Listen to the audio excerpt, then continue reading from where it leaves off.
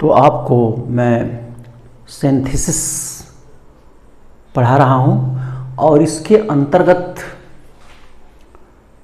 आप पढ़ रहे हैं the combination of two or more simple sentences into one simple sentence. दो या दो से अधिक साधारण वाक्यों को मिलाकर एक साधारण वाक्य बनाने का नियम। और इसके अंतर्गत आपने पहला पढ़ा पार्टिसिपल।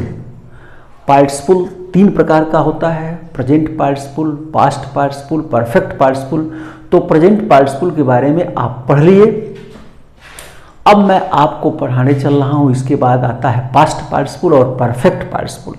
तो पहले परफेक्ट पार्टिसिपल के विषय में आप पढ़िए, क्योंकि परफेक्ट पार्टिसिपल और प्रेजेंट पार्टिसिपल बिल्कुल मिलता जुलता है, दोनों की शर्तें एक ही हैं, एक ही तरह से बनता है। तो आप लिख लीजिए, सबसे पहले लिखिए कॉपी में परफेक्ट पार्टिसिपल का प्रयोग। इसमें लिखिए, इसके आगे लिख लीजिए हैविंग प्लस वर्ब का थर्ड फॉर्म। पोस्ट में लिख लीजिए हैविंग प्लस वर्ब का थर्ड फॉर्म, अर्थात किसी भी वर्ब के थर्ड फॉर्म के पहले हैविंग लगा देने पर पास्ट पार्टिसिपल बन जाता है। लेकिन वह हैविंग और वर्ब का थर्ड फॉर्म लगा हुआ रूप वाक्य में एडजेक्टिव का काम करना चाहिए, यानी विशेषता बताना चाहिए। अब इसका प्रयोग कैसे करते हैं, पास्ट पार्टिसिपल का प्रयोग कैसे करते हैं, तो लिखिए परफेक्ट पार्टिसिपल। परफेक्ट पार्टिसिपल का प्रयोग कैसे करते हैं, लिखिए परफेक्ट पार्टिसिपल का प्रयोग भी प्रेजेंट पार्टिसिपल की तरह ही होता है तथा इसकी भी वही शर्तें हैं जो प्रेजेंट पार्टिसिपल की हैं। अर्थात दो वाक्य एक साथ आते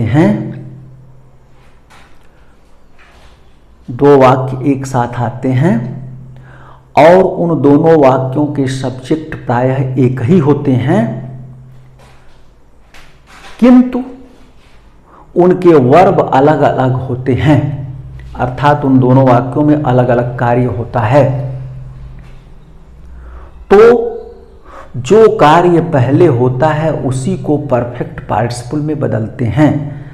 अर्थात हैविंग लगाकर और उस वर्ब के थर्ड फॉर्म को लगा देते हैं और उसके सब्जेक्ट को हटा देते हैं और कामा लगाकर दूसरे वाक्य को वैसे ही रख देते हैं।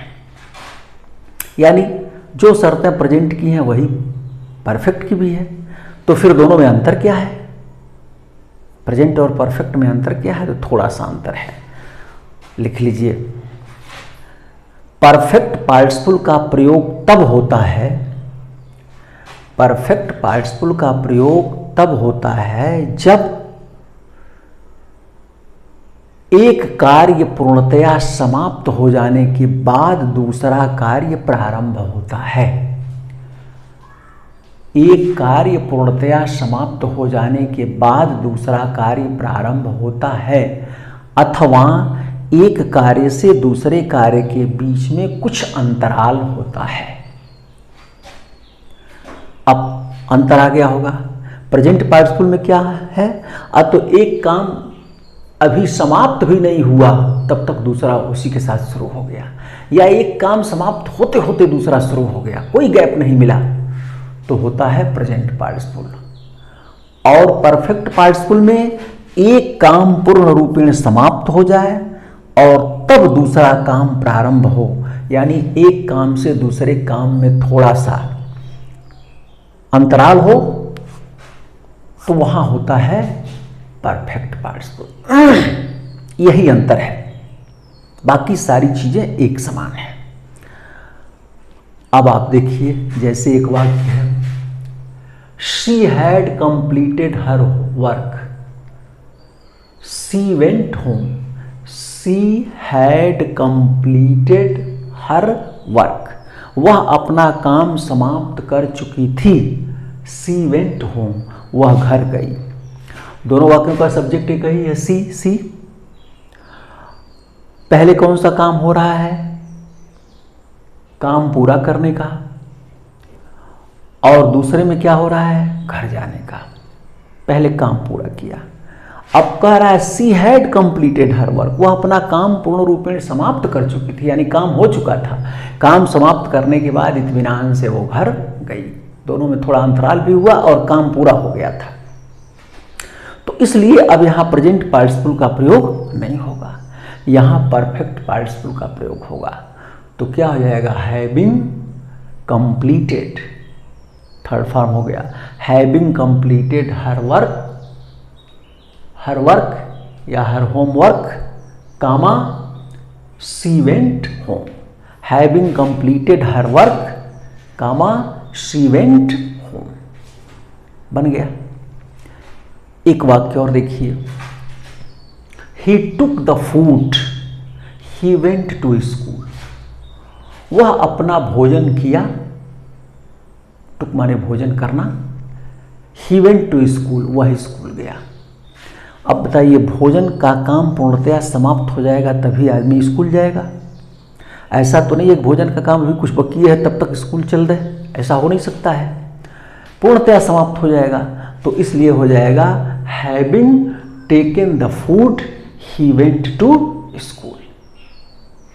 अपना भोजन करने के बाद वह स्कूल गया। अगर इसको प्रेजेंट पार्टिसिपल में बना दिया तो अर्थ गड़बड़ होने लगेगा। जैसे मान लीजिए आपने बना दिया है कि taking the food he went to school, तो इसका अर्थ क्या हो जाएगा? भोजन लेते लेते वह घर चला, वह स्कूल चला गया। भोजन लेते हुए वह स्कूल चला गया, यानी भोजन पॉकेट में रखा था, एक तरह से खा रहा था, स्कूल जा रहा था, खा रहा था, जा रहा था, खा रहा था, जा रहा था। तो ऐसा नहीं है। प्रेजेंट पार्टिसिपल में अभी एक काम पूरा भी नहीं होता है, लास्ट आवर में है तब तक दूसरा शुरू हो जाता है। लेकिन परफेक्ट पार्टिसिपल में पूर्णतया काम समाप्त होने के बाद ही दूसरा काम शुरू होता है। इसलिए अब ज़्यादा क्लियर हो गया होगा प्रेजेंट पार्टिसिपल और परफेक्ट पार्टिसिपल दोनों में क्या अंतर है। अब तीसरा मैं आपको बताने चल रहा हूं पास्ट पार्टिसिपल। पास्ट पार्टिसिपल लिखिए, पास्ट पार्टिसिपल क्या है? किसी भी वर्ब का थर्ड फॉर्म पास्ट पार्टिसिपल होता है। किसी भी वर्ब का थर्ड फॉर्म पास्ट पार्टिसिपल होता है, किंतु वह वर्ब का थर्ड फॉर्म वाक्य में एडजेक्टिव का काम करना चाहिए, यानी विशेषता बताना चाहिए। अगर विशेषता नहीं बता रहा है तो फिर वो पास्ट पार्टिसिपल की तरह प्रयोग नहीं हो सकता है। इसलिए यह आवश्यक है कि उसे विशेषता बताना चाहिए। अब इसका प्रयोग कैसे करेंगे? लिखिए, जब दो वाक्य एक साथ आते हैं तो उसमें किसी एक वाक्य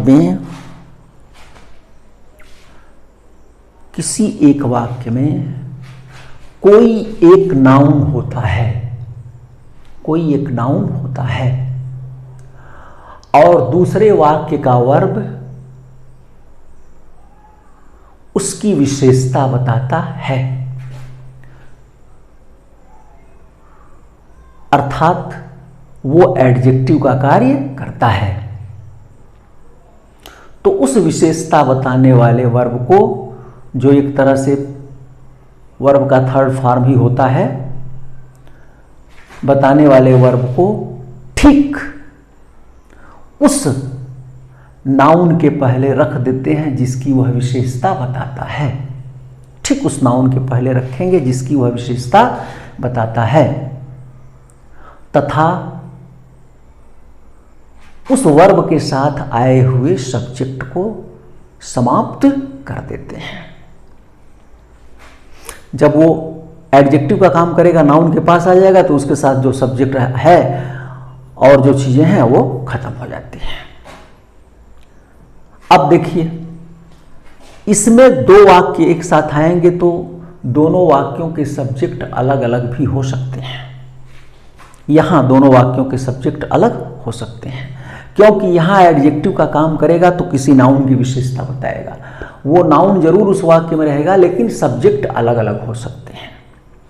जैसे उदाहरण है, I have a book,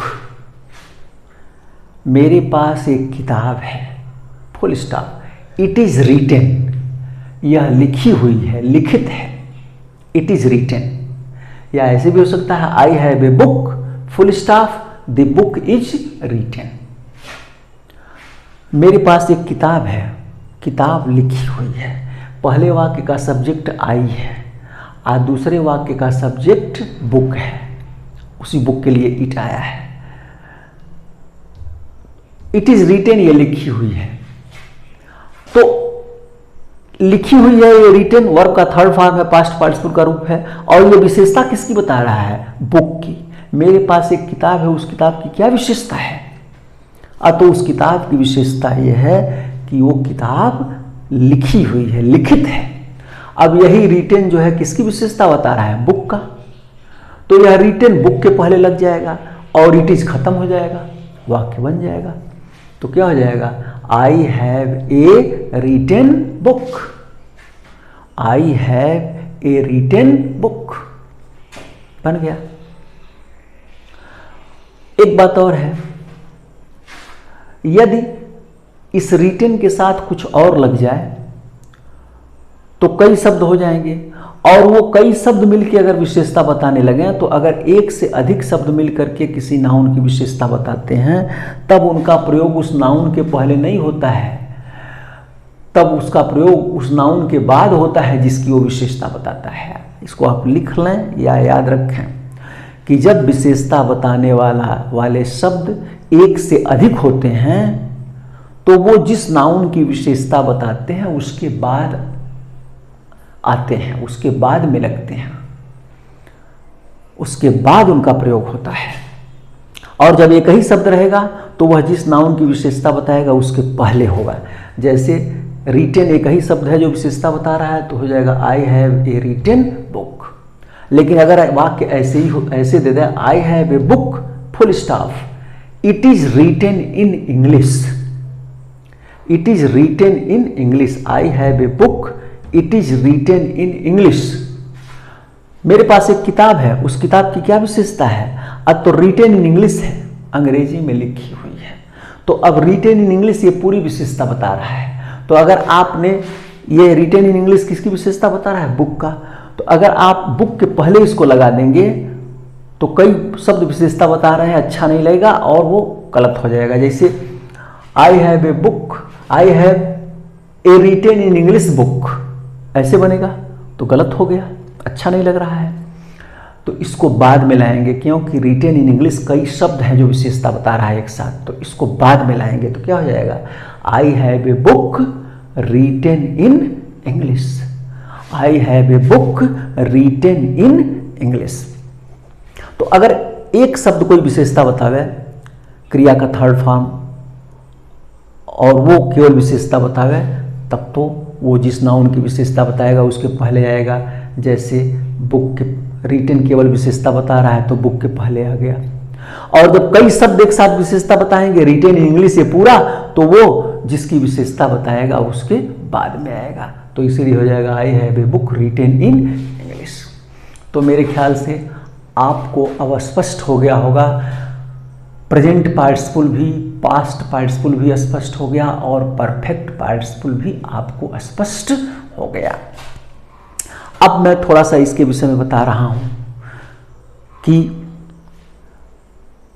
present participle भी विशेषता बताता है। कभी कभी ऐसा ही होता है कि जब दो वाक्य एक साथ आएंगे तो उसमें किसी एक वाक्य में कोई एक नाउन होगा और दूसरे वाक्य में कोई पार्टिसिपल का रूप रहेगा, चाहे वो प्रेजेंट पार्टिसिपल का रूप हो चाहे पास्ट पार्टिसिपल का रूप हो, और वो उसमें आए हुए नाउन की विशेषता बताएगा।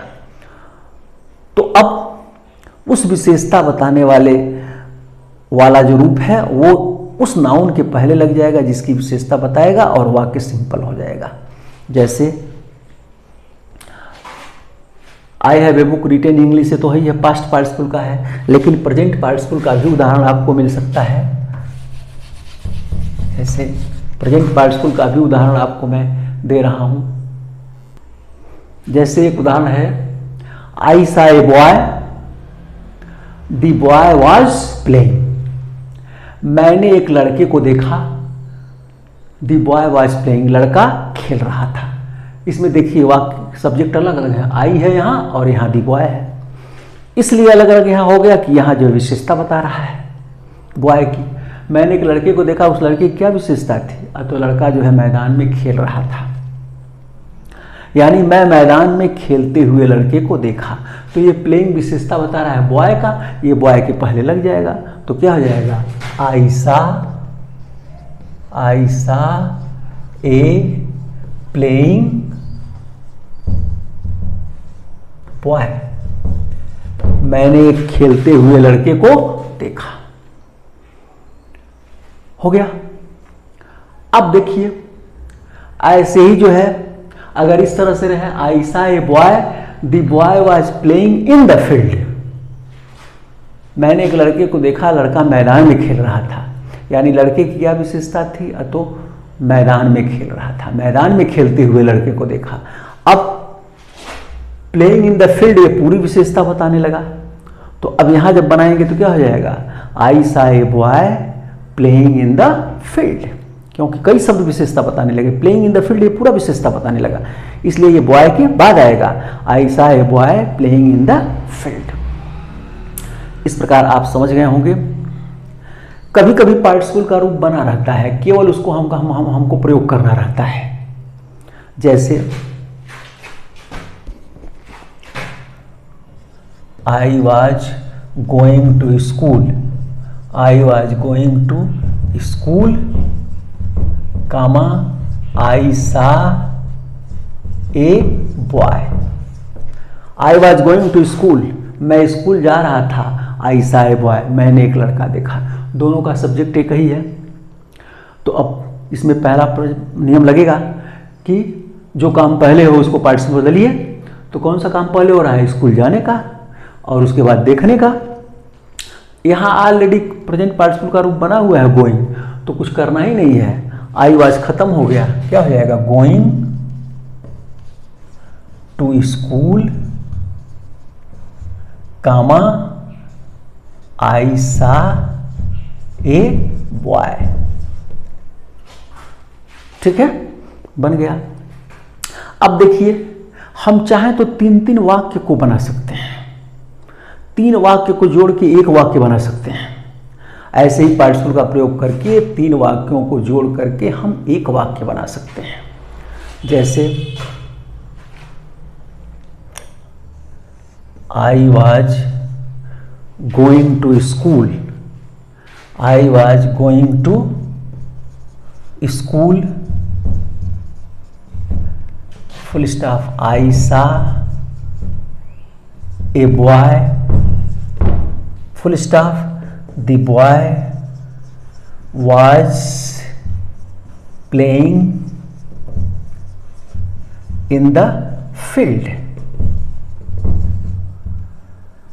तीन वाक्य हो गए ना।